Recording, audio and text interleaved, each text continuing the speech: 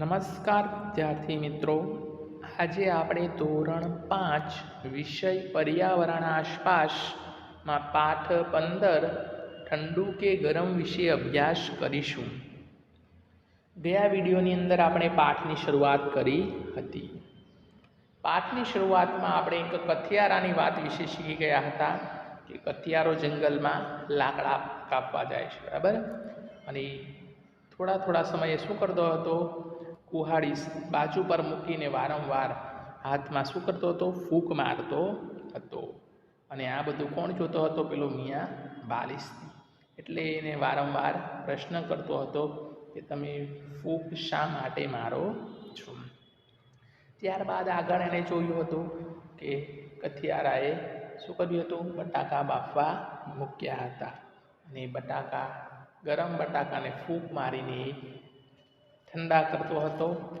ત્યારે પાછો મિયા બાલિસ્તી એને પ્રશ્ન કરે છે કે તમે ફૂંક શા માટે મારો છો?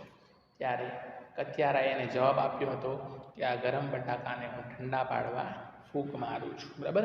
તો આ રીતે આપણે આગળ શીખી ગયા કે કેટલીક વસ્તુને ઠંડી પાડવી હોય ત્યારે આપણે ફૂંક મારીએ છીએ, જ્યારે કેટલીક વખત ઠંડી વસ્તુને ગરમ કરવા માટે આપણે ફૂંક મારીએ છીએ. લાસ્ટમાં આપણે જોઈ ગયા હતા કે આપણે મોં દ્વારા કયા કામ માટે ફૂંક મારીએ છીએ, બરાબર. તો આપણે જાણીએ છીએ કે ભોજન ગરમ હોય તો એને ઠંડુ કરવા માટે શું કરીએ છીએ? ફૂંક મારીએ છીએ, બરાબર. ચા ગરમ હોય તો એને પીવી હોય તો આપણે શું કરીએ છીએ? ફૂંક મારીએ છીએ. આપણા હાથની અંદર બરફ પકડેલો હોય તો એ બરફના કારણે આપણા હાથ ઠંડા થઈ જાય તો આપણે ફૂંક મારીને શું કરીએ છીએ? હાથને ઉફાળી ગરમી આપીએ છીએ. ત્યારબાદ ફુગ્ગો ફૂલાવો હોય તો એને શું કરીએ છીએ?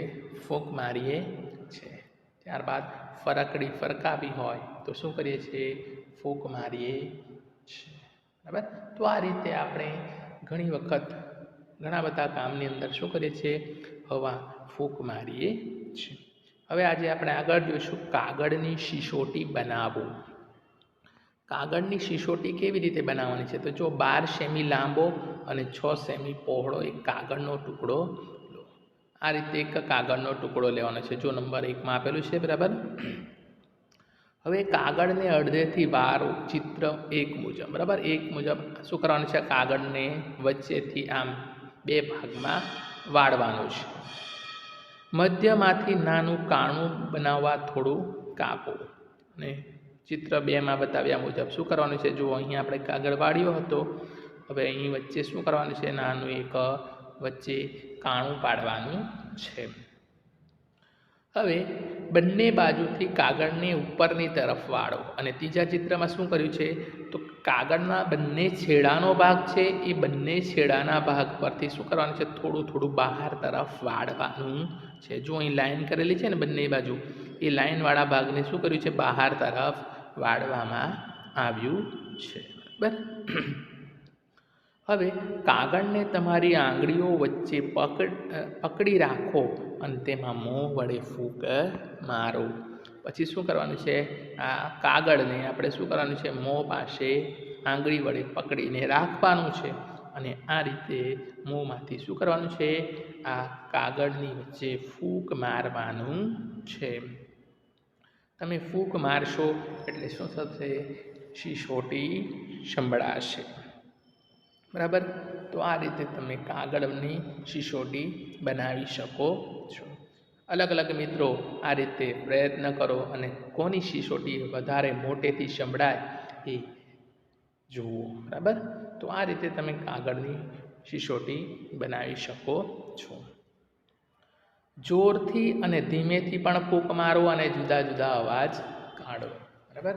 તમે ધીમે ફૂંક મારશો ત્યારે કાગળની સિસોટીનો અવાજ જુદો આવશે, અને મોટેથી ફૂંક મારશો, જોરથી ફૂંક મારશો ત્યારે પણ કાગળની સિસોટીમાંથી અવાજ અલગ પ્રકારનો આવશે, બરાબર. હવે આગળ છે જુદી રીતે ફૂંક મારો. નીચે આપેલી વસ્તુઓની સિસોટી બનાવો. સૌથી મોટેથી અને સૌથી ધીમે વાગે તે રીતે ક્રમમાં લખો, બરાબર. અહીં જો અલગ અલગ વસ્તુમાંથી આપણે શું કરવાનું છે, સિસોટી બનાવવાની છે. બરાબર.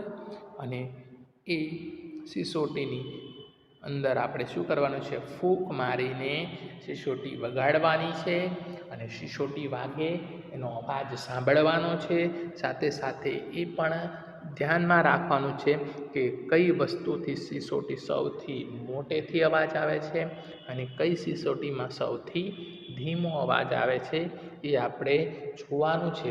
પછી એને શું કરવાનું છે, બધાને ક્રમમાં ગોઠવવાના છે કે સૌથી વધુ અવાજ કોનો, ત્યાર પછી ઓછો, ત્યાર પછી અને સૌથી છેલ્લે ધીમો અવાજ કોનો આવે છે, એ રીતે ક્રમમાં આપણે ગોઠવવાના છે. ચોકલેટનું રેપર એટલે તમે જાણો છો, ચોકલેટની ઉપર જે પ્લાસ્ટિકનું પડ હોય ને, બરાબર, તો એ પ્લાસ્ટિકમાંથી પણ તમે સિસોટી બનાવી શકો. પછી પાંદડા વડે, બરાબર, ફુગ્ગા વડે, પેનનું ઢાંકણ વડે અને બીજી કોઈ વસ્તુ વડે. બરાબર. હવે આ બધી વસ્તુઓ લેશો તો સૌથી મોટેથી સિસોટી શેની અંદર વાગશે, તો કે પેનના ઢાંકણ. બરાબર. મિત્રો તમારે બધું યાદ રાખવાનું, નોંધી લેજો. બરાબર, કે સૌથી વધુ અવાજ કોનો આવશે, પેનના ઢાંકણની સિસોટીનો આવશે. ત્યારબાદ ફુગ્ગામાંથી, બરાબર, ત્યારબાદ પાંદડું અને ચોકલેટનું રેપર. બરાબર. તો આ રીતે અલગ અલગ વસ્તુમાંથી આપણને અલગ અલગ પ્રકારના અવાજ સિસોટીના સાંભળવા મળશે. તમે માણસોને જુદા જુદા સંગીતના સાધનો જેવા કે વાંસળી, ઢોલક, બીન, ગિટાર, સિતાર, મૃદંગ વગેરે વગાડતા જોયા છે. બરાબર. તમે ઘણી વખત કે કોઈક જગ્યાએ જાઓ તો ત્યાં સંગીતના સાધનો વાગતા જોયા હશે.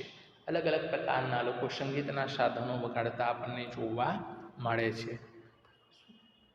શું તમે આંખ બંધ કરીને ઓળખી શકો? બરાબર. કોઈ સંગીતનું સાધન વાગતું હોય અને તમે ત્યાં આંખ બંધ કરીને જાઓ તો શું એ શેનો અવાજ છે એ તમે ઓળખી શકો ખરા? આ સંગીતના સાધનો વિશે વધારે જાણો અને તેના ચિત્રો પણ ભેગા કરો. બરાબર.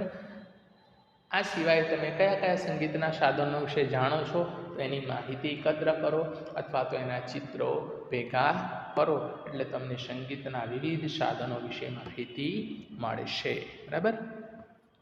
મોટે ભાગે આપણે કયા સાધનો જોયા છે? વાંસળી.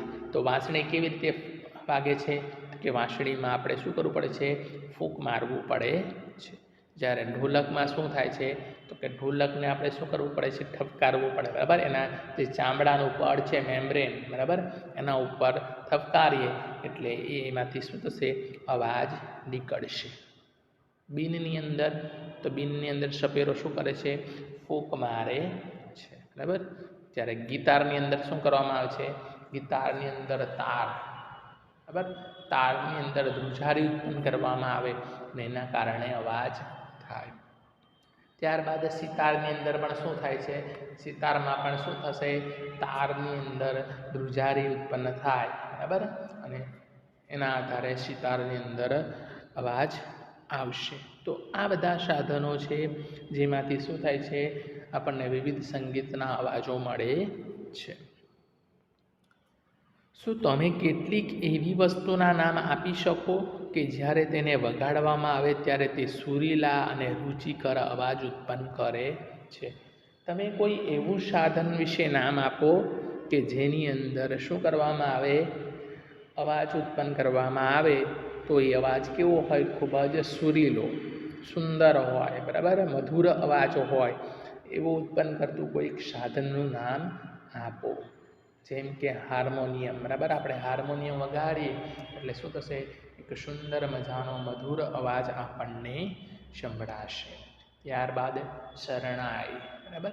જેની અંદર શું થાય છે, મધુર અવાજ નીકળે છે. આ ચર્ચા કરો. તમે કોઈને તેમના ચશ્મા ચોખ્ખા કરવા તેના પર ફૂંક મારતા જોયા છે? મોંમાંથી નીકળતી હવા ચશ્મા સાફ કરવામાં કેવી રીતે મદદ કરે છે? ચર્ચા કરો. તમે ઘણી વખત મિત્રો કેટલાક લોકોને જોયા હશે, એ લોકો ચશ્મા પહેરતા હોય તો ચશ્માના કાચ સાફ કરવા હશે ત્યારે શું કરશે, એ ચશ્માના કાચ ઉપર શું કરશે, ફૂંક મારે છે, બરાબર, અને પછી ચશ્મા સાફ કરે છે. તો એ ચશ્માને સાફ કરવા માટે ફૂંક શા માટે મારે છે, તો કે જ્યારે એ મોંમાંથી ફૂંક મારે છે ત્યારે મોંમાંથી નીકળતી હવા શું થશે, ચશ્માના કાચ ઉપર થરી જશે, બરાબર, ભેજ સ્વરૂપે ચશ્માના કાચ ઉપર એ હવા, ગરમ હવા એ ભેજ સ્વરૂપે ચશ્માના કાચ ઉપર શું થશે, થરી જશે. પછી તમે એ કાચને લૂછી નાખો એટલે એ કાચ કેવો થઈ જશે, એકદમ ચોખ્ખો થઈ જશે, બરાબર. એટલા માટે ઘણી વખત લોકો શું કરે છે, ચશ્મા સાફ કરવા હોય તો એના ઉપર મોં વડે ફૂંક મારશે અને પછી એને રૂમાલથી સાફ કરી નાખશે. એક કાચ લો, તે તમારી મોં નજીક લાવો અને તેના પર જોરથી ફૂંક મારો. આવું 3 થી 4 વખત કરો. શું કાચ ઝાંખો દેખાય છે? હા, બરાબર. અરીસો લેવાનો છે, એ કાચને તમારે શું કરવાનું છે, તમારા મોંની નજીક લાવવાનું છે, બરાબર. અને મોં નજીક રાખીને પછી શું કરવાનું છે, તમારે જોરથી મોંમાંથી ફૂંક મારવાનું છે. શાની ઉપર? કાચની સપાટી ઉપર જોરથી ફૂંક મારવાનું છે. આ રીતે 3 થી 4 વખત તમે કાચ ઉપર ફૂંક મારશો અને પછી કાચને તમે જોવાનો પ્રયત્ન કરો. શું થશે, તમારો કાચ કેવો દેખાશે, તો કે એકદમ ઝાંખો ઝાંખો થઈ ગયો હશે, બરાબર. એના ઉપર શું આવી ગયું હશે, હવાનો ભેજ, બરાબર. આપણા મોંમાંથી જે હવા નીકળે છે એ હવાનો ભેજ બધો શું થશે, કાચની સપાટી ઉપર ચોંટી જશે, બરાબર, થરી જશે એ ગરમ હવા. એટલે શું થઈ જશે, ત્યાં બધી ઝાકળ જેવી રચના થઈ જશે. પછી આપણે એ કાચને સાફ કરી નાખીએ એટલે એ કાચ કેવો થશે, એકદમ ચોખ્ખો થઈ જશે. તમે અરીસાને આવી રીતે ઝાંખો બનાવી શકો. તમે અરીસાને અડીને કહી શકો કે શેનાથી ઝાંખો થયો. તમે મોંમાંથી જે હવા ફૂંકી તે સૂકી હતી કે ભીની હતી, બરાબર. તો આપણે જે કાચ સામે મોં રાખીને ફૂંક મારીએ છીએ ત્યારે શું થશે, એ મોંમાંથી નીકળતી હવાને કારણે શું થશે, ઝાંખો થઈ જશે, બરાબર. હવે આપણે એ કાચને અડીને કહી શકીએ અથવા તો જોઈને પણ કહી શકીએ કે આના ઉપર શું થશે, મોંમાંની હવાને કારણે ઝાંખો થઈ ગયો છે. હવે એ મોંમાંથી જે હવા નીકળતી હતી એ હવા સૂકી હતી કે ભીની હતી, તો આપણે જાણીએ છીએ કે હવામાંથી શું નીકળે છે, ભેજ નીકળે છે, બરાબર, બાષ્પ, ભેજ, ગરમ હવા નીકળે છે.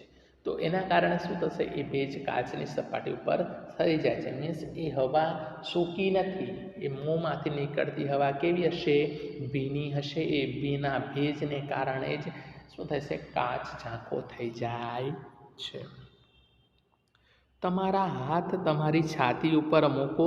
જ્યારે તમે શ્વાસ લો છો ત્યારે તમારી છાતી બહાર આવે છે અને શ્વાસ અંદર લો છો ત્યારે એ અંદર તરફ જાય છે, બરાબર. આપણે રોજ શ્વાસ લઈએ છીએ, બરાબર. તો શ્વાસ અંદર બહાર કરીએ છીએ તો જે શ્વાસ અંદર લઈએ છીએ એને શું કહેવાય, શ્વાસની ક્રિયા, બરાબર. અને શ્વાસ અંદર લઈએ ત્યારે આપણે હવામાંથી કયો વાયુ લઈએ છીએ, ઓક્સિજન વાયુ અંદર લઈએ છીએ. તો હવામાંથી શ્વાસ અંદર લેવાની ક્રિયા એટલે શ્વાસ. અને એ જ રીતે પાછું બહાર શરીરમાંથી હવા બહાર કાઢીએ છીએ નાક વાટે, બરાબર. તો એ શ્વાસ બહાર કાઢવાની ક્રિયાને શું કહેવાય, ઉચ્છવાસ કહેવાય છે. અને આ ક્રિયા આપણે વારંવાર સતત ચાલતી જ રહે છે. એક વખત શ્વાસ અંદર લઈએ છીએ અને એક વખત શ્વાસ બહાર કાઢીએ છીએ. આ ક્રિયા આપણી જીવંત પર્યંત ચાલતી જ રહે છે. શ્વાસ અંદર લેવાની ક્રિયાને શ્વાસ કહેવાય અને શ્વાસ બહાર કાઢવાની ક્રિયાને શું કહેવાય, ઉચ્છવાસ કહેવાય. અને આ ક્રિયા બંને વારાફરતી થતી રહે. એક વખત શ્વાસ અંદર લેવો, બહાર કાઢવો, એને શું કહેવાય, શ્વાસોશ્વાસની ક્રિયા કહેવાય છે, બરાબર. તો આ રીતે આપણા શરીરની અંદર શ્વાસોશ્વાસની ક્રિયા સતત ચાલતી રહે છે. ઓક્સિજન અંદર લઈએ અને ઉચ્છ્વાસમાં કાર્બન ડાયોક્સાઇડ પાછો બહાર કાઢીએ છીએ. તમારી છાતીને માપો, ઊંડો શ્વાસ લો. જ્યારે આપણે શ્વાસ અંદર લઈએ છીએ ત્યારે શું થાય છે, છાતીનો ભાગ ફૂલે છે, બરાબર. છાતીના પિંજરાની અંદર જે ફેફસાઓ છે એ ફેફસાઓ ફૂલે છે અને એના કારણે શું થશે, છાતીનો ભાગ ફૂલે છે. તમારા મિત્રને માપપટ્ટીની મદદથી છાતીનું માપ લેવા કહો, બરાબર. આપણે રિલેક્સ સ્થિતિમાં હોઈએ ત્યારે છાતીનું માપ લો અને ત્યાર પછી ઊંડો શ્વાસ લઈએ ત્યારે શું થશે, છાતી ફૂલેલી હશે એટલે એનું માપ થોડું વધારે આપણને જોવા મળશે. હવે શ્વાસ બહાર કાઢો. ફરી વખત તમારા મિત્રને તમારું છાતીનું માપ લેવા કહો, બરાબર. શ્વાસ અંદર લીધો ત્યારે છાતી ફૂલી હતી, ત્યારે માપ અલગ આવશે. હવે પાછું શું કીધું છે, રિલેક્સ થઈ જાઓ, શ્વાસને બહાર કાઢો, ઉચ્છ્વાસ કરો, બરાબર. કાર્બન ડાયોક્સાઇડને બહાર કાઢો અને ફરી પાછી તમારી છાતીનું માપ કરો. તો હવે શું થશે, જે શરૂઆતમાં જે છાતીનું માપ હતું એટલું પાછું થઈ જશે. શ્વાસ લઈએ ત્યારે ફૂલે છે એટલે માપ વધારે આવશે, શ્વાસ બહાર કાઢીએ એટલે પાછું હતું એટલું માપ થઈ જશે. તમારી છાતીના બે માપમાં કંઈ તફાવત જોવા મળ્યો? તો કે હા. શું તફાવત જોવા મળ્યો? કે શ્વાસ અંદર લઈએ છીએ, બરાબર, ત્યારે શું થશે, છાતીનો ભાગ ફૂલે છે એટલે માપ વધારે આવશે. જ્યારે શ્વાસ બહાર કાઢીએ છીએ એટલે ફરી પાછું છાતી જે ફૂલેલી હતી એ શું થશે, સંકોચાઈ જશે એટલે માપ પાછું ઓછું થઈ જશે. તમે 1 મિનિટમાં કેટલા શ્વાસ લો છો? બરાબર. આપણે 1 મિનિટની અંદર લગભગ કેટલા શ્વાસ લઈએ છીએ એ શ્વાસને તમારે ગણવાનો પ્રયત્ન કરવાનો છે, બરાબર. કેવી રીતે તમે ગણશો? તો જો અહીં આપણને એક રીત આપી છે કે તમારી આંગળીને તમારા નાક નીચે મૂકો. જો અહીંયા ચિત્રની અંદર પેલો બાળક શું કરે છે, શ્વાસ કેટલી વખત લીધા છે એ ગણવા માટે શું કરે છે, પોતાની આંગળીને નાક પાસે રાખે છે. હવે તમારી આંગળીને નાક પાસે રાખી તમે જ્યારે તમારા નાકમાંથી શ્વાસ કાઢો છો ત્યારે કોઈ હવા અનુભવો છો એ જોવાનો પ્રયત્ન કરો. તો શું થશે, આપણે જ્યારે નાકમાંથી શ્વાસ બહાર કાઢીએ છીએ ત્યારે કઈ હવા નીકળે છે, ગરમ હવા નીકળે છે. એ નાકમાંથી જે બહાર નીકળતી હવાનો આપણને કેવો અનુભવ થશે, ગરમ હવાનો અનુભવ થશે. તમે 1 મિનિટમાં કેટલી વખત શ્વાસ અંદર લો છો અને બહાર કાઢો છો એ ગણતરી કરો, બરાબર. તમે 1 મિનિટની અંદર તમારી આંગળીને નાક પાસે રાખો અને ગણતરી કરો કે આપણે 1 મિનિટમાં કેટલી વાર શ્વાસ અંદર લઈએ છીએ અને કેટલી વખત બહાર કાઢીએ છીએ, બરાબર. તો લગભગ આ કેટલી વખત થશે, 15 થી 20 વખત આપણે શ્વાસ અંદર અને બહાર લઈએ છીએ 1 મિનિટની અંદર, બરાબર. આ શ્વાસ લેવાની વાત કરી છે કે શ્વાસ આપણે 1 મિનિટમાં 15 થી 20 વખત લઈએ છીએ. પરંતુ થોડા કૂદકા મારો અને કૂદકા મારશું એટલે શું થશું, આપણે થાકી જઈશું, હાંફવા લાગશું અને હાંફતા હોય એવું લાગે છે ત્યાર પછી શું કરો, ફરી પાછા 1 મિનિટની અંદર કેટલી વખત શ્વાસ લો છો અને શ્વાસ બહાર કાઢો છો એ ગણો, બરાબર. અથવા તો થોડી વખત દોડો છો, કૂદકા મારો, કસરત કરો અને પછી પાછા શ્વાસ કાઢો તો કેટલા થશે, આપણા વધી જશે. ત્યારે આપણા શ્વાસ કેવા બની જાય છે, ઝડપી શ્વાસ બની જાય છે. આરામદાયક સ્થિતિમાં આપણે કેટલી વખત 15 થી 18 20 વખત જેવા શ્વાસ લઈ શકીએ છીએ. પણ કસરત કરીએ, દોડીએ, કૂદકા મારીએ, બરાબર, તો પછી શું થશે, આપણા શ્વાસ ઝડપી બની જશે અને એ અંક શું થશે, વધી જશે, બરાબર. 20 થી 25 સુધી આપણા શ્વાસ વધી જતા હોય છે જો આપણે દોડીએ, કૂદકા મારીએ વગેરે ક્રિયાઓ કરીએ ત્યારે. કૂદ્યા પહેલાં અને પછી તમારી ગણતરીમાં શું તફાવત આવ્યો?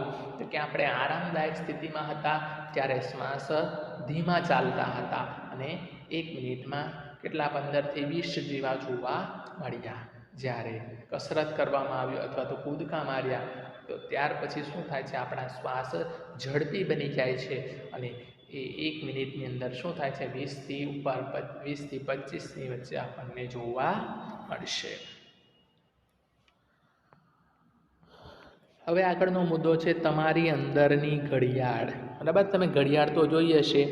અહીં શાની વાત કરી છે, તમારા અંદરની ઘડિયાળ, એટલે કે આપણા શરીરની અંદર પણ શું છે, ઘડિયાળની જેમ ટીક ટીક અવાજ આવે છે.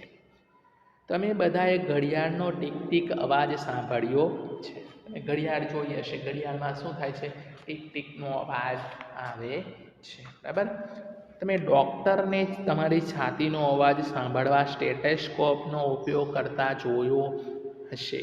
બરાબર, તમે ઘણી વખત ડૉક્ટરને ત્યાં જાઓ, બીમાર હોય એટલે ડૉક્ટરને ત્યાં જઈએ તો ડૉક્ટર શું કરશે, તપાસ કરવા માટે શું કરશે, સ્ટેથોસ્કોપ સાધનનો ઉપયોગ કરશે. બરાબર, સ્ટેથોસ્કોપ એટલે શું, તો કે આપણા હૃદયના ધબકારા માપશે. બરાબર, 2 ઇયરપીસ શું કરશે, કાનમાં નાખશે અને એક ઇયરપીસથી શું કરશે, ચેસ્ટથી આપણા છાતીના હૃદયના ધબકારાને માપવાનો પ્રયત્ન કરશે. બરાબર, તો એ જે સાધન છે, ડૉક્ટર જે હૃદયના ધબકારા માપવા માટે જે સાધન વાપરે છે એને શું કહેવાય છે, સ્ટેથોસ્કોપ કહેવાય છે.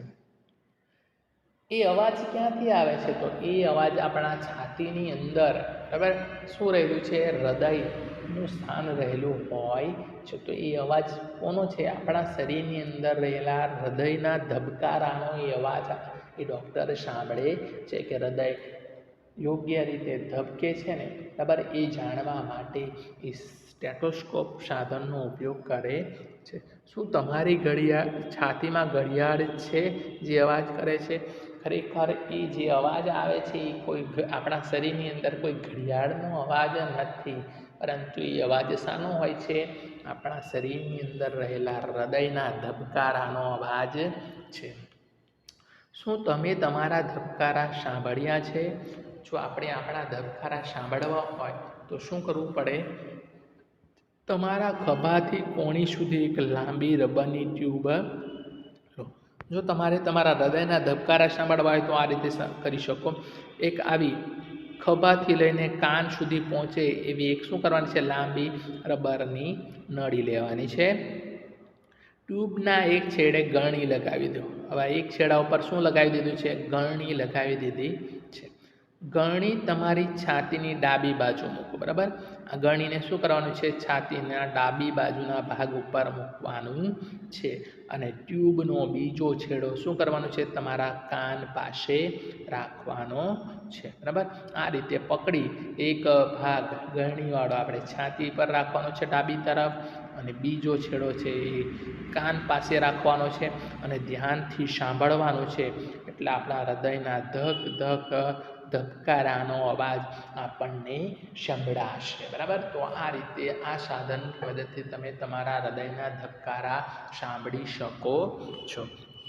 અને આપણું હૃદય 1 મિનિટમાં કેટલી વખત ધબકે છે એ સાંભળવાનો પ્રયત્ન કરો, એટલે તમને ખબર પડશે કે આપણું હૃદય 1 મિનિટમાં કેટલી વાર ધબકે છે. ઘડિયાળની અંદર જોતા જવાનું છે, બરાબર, કે 1 મિનિટનો સમયમાં આપણું હૃદય કેટલી વાર ધબકે છે એ જાણવાનો પ્રયત્ન કરો. બરાબર, સામાન્ય રીતે મિત્રો આપણું હૃદય 1 મિનિટમાં 72થી 75 વખત, બરાબર, ધબકતું હોય છે. બરાબર, આરામદાયક સ્થિતિની અંદર આપણે, બરાબર, કોઈ પણ જાતની કસરત ન હોય અને એકદમ આરામદાયક સ્થિતિમાં બેઠા હોઈએ તો તે સમયે આપણું હૃદય 72થી 75, બરાબર, જેવા અંકોની અંદર આપણું હૃદય ધબકતું આપણને જોવા મળશે. હવે છે હવાનો પ્રવાહ.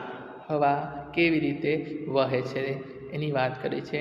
તો આ માટે શું કરવાનું છે, 10થી 15 સેમી ત્રિજ્યાનો કાગળ લેવાનો છે. બરાબર, 10થી 15 સેમી ત્રિજ્યાનો એક વર્તુળાકાર શું કરવાનો છે, કાગળ લેવાનો છે.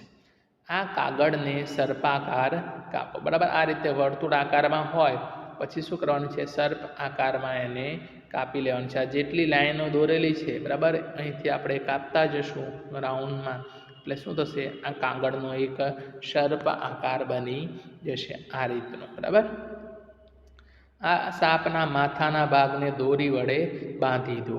પછી આ જે વચ્ચેનો ભાગ છે, આપણી આંખવાળો ભાગ, માથાનો ભાગ છે, ત્યાં શું કરવાનું છે, એક નાનું મસ્તું કાણું પાડીને એને દોરી વડે બાંધી દેવાનું છે અને તેને લટકાવવા ગાંઠ બાંધી દો. હવે એ જે દોરી સાથે લટકાવેલો ગાંઠ છે એને હવામાં બરાબર લટકાવી દો દોરી વડે, અને સાપને હલનચલન કરવા તૈયાર છે. હવે તમે જોશો તો એ આપણું જે કાગળનો સાપ છે એ શું કરશે, હવામાં હલનચલન કરશે. સાપને ગરમ વસ્તુની નજીક લઈ જાઓ. આ માટે તમે ગરમ ચા, ગરમ પાણી કે સળગતી મીણબત્તી લઈ શકો છો. હવે ઉપરથી જુઓ સાપ કઈ દિશામાં ફરે છે. બરાબર, કોઈ ગરમ વસ્તુ પાસે લઈ જાઓ, બરાબર, જેમ કે ગરમ પાણી હોય એમાંથી વરાળ નીકળતી હોય, બરાબર, અથવા તો સળગતી મીણબત્તી હોય, ગરમ ચામાંથી વરાળ નીકળતી હોય, એવી વસ્તુની ઉપર આ સાપને રાખો અને જુઓ એ કઈ દિશામાં ગોળ ગોળ ફરે છે. જ્યારે હવા ઉપર તરફ વહે છે ત્યારે તે ઘડિયાળના કાંટાની દિશામાં ગોળ ગોળ ફરે છે. બરાબર, એટલે તમે જોશો તો એ સાપ ગરમ હવાની ઉપર જાય છે. બરાબર, કારણ કે ગરમ પાણી હશે, ગરમ ચા હશે, તો એમાંથી જે નીકળતી હવા હશે કેવી હશે, ગરમ હશે. એ ગરમ હવાને કારણે એ સાપ પણ કેવો ફરશે, ઘડિયાળની કાંટાની દિશામાં ગોળ ગોળ ફરતો આપણને જોવા મળશે. જ્યારે હવા નીચે તરફ આવે છે ત્યારે સાપ તેની વિરુદ્ધ દિશામાં ફરશે. ત્યાંથી આપણે ગરમ ચા કે ગરમ પાણી કે અગરબત્તી લઈ લેશું, મીણબત્તી લઈ લેશું અને પછી આમને આમ લટકાવેલું રાખશું, ત્યારે ઠંડી હવા નીચે તરફ આવતી હશે, ત્યારે પાછો સાપ વિરુદ્ધ દિશામાં ફરતો આપણને જોવા મળશે. બરાબર, તો આ સાપ સાથે થતા પંખા નીચે ઊભા રાખો. હવે પંખો ફરતો હોય ત્યારે એ સાપને લઈ જશું તો એ જોશું તો એ સાપ કઈ દિશામાં ફરશે, તો કે પેલી ગરમ વસ્તુની સરખામણીમાં વિરુદ્ધ દિશામાં ફરશે. બરાબર, ગરમ પાણી, ચા કે મીણબત્તી ઉપર રાખ્યો હતો ત્યારે સાપ અલગ દિશામાં ફરતો હતો, જ્યારે પંખા નીચે રાખશું ત્યારે એ સાપ પાછો અલગ દિશામાં ફરતો જોવા મળશે. તો આ કાગળના સાપને જુદી જુદી જગ્યાએ લઈ જાઓ અને એનું હલનચલન કરીએ તો આપણને ખ્યાલ આવશે કે ગરમ હવા વખતે કઈ દિશામાં એ સાપ ફરતો હતો અને ઠંડી હવા દરમિયાન સાપનું હલનચલન કઈ દિશામાં થાય છે આપણને જાણવા મળશે. આના આધારે આપણે સમજી શકીએ કે ગરમ હવા એ શું કરે છે, ઉપર તરફ જાય છે. ગરમ થયેલી હવા હંમેશા ક્યાં જાય છે, વાતાવરણમાં ઉપર તરફ જતી હોય છે, અને ઠંડી હવા એ કઈ તરફ આવતી હોય છે, નીચે તરફ આવતી હોય છે. બરાબર, તો આ રીતે આ પાઠની અંદર આપણે આટલી બાબતો શીખ્યા.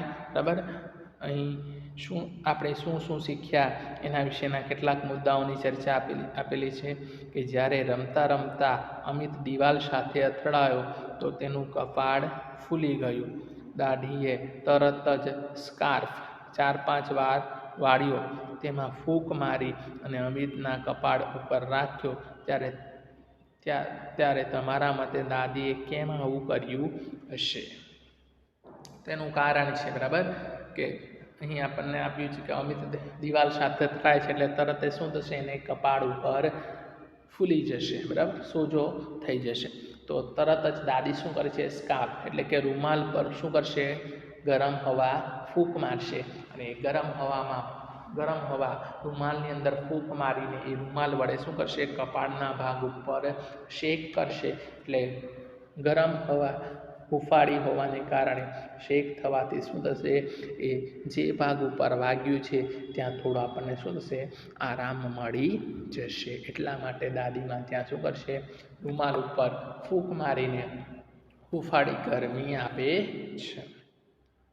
આપણે ગરમ વસ્તુને ઠંડી કરવા અને ઠંડી વસ્તુને ગરમ કરવા શું કરીએ છીએ? ફૂંક મારીએ છીએ. એનું એક ઉદાહરણ આપો. દાખલા તરીકે ચા ગરમ હોય તો એને ઠંડી કરવા શું કરશું? ફૂંક મારશું. બરાબર. ભોજન ગરમ હોય, દાળ ભાત ગરમ હોય તો એને ઠંડા કરવા શું કરીએ છીએ? આપણે ફૂંક મારીએ છીએ. જ્યારે ઠંડી વસ્તુને ગરમ કરવી હોય તો કે આપણે શીખી ગયા, આપણા હાથ ઠંડીની અંદર ગરમ થઈ ગયા હોય, આંગળીઓ થીજી ગઈ હોય તો આપણે શું કરીએ છીએ? મોં વડે ફૂંક મારીએ છીએ. એટલે શું થશે? આપણી આંગળીઓને થોડી ગરમીનો અનુભવ થશે. બરાબર. અને થીજી ગયેલી આંગળીઓમાં શું થશે? થોડો ગરમીનો અનુભવ થશે. બરાબર. એટલે આંગળીઓ થોડી નરમ થયેલી આપણને જોવા મળશે. તો મિત્રો, આ પાઠની અંદર આપણે આ કેટલીક વસ્તુઓ ઠંડી અને કેટલીક વસ્તુઓ ગરમ હોય છે એના વિશેનો આપણે અભ્યાસ કર્યો. બરાબર. તો અહીં જે કાંઈ અગત્યના મુદ્દાઓ હતા, પ્રશ્નોના જવાબોની આપણે ચર્ચા કરી છે. બરાબર. તો એ તમારે નોટબુકની અંદર નોંધી લેવું અને એનું વાંચન કરવું. આભાર.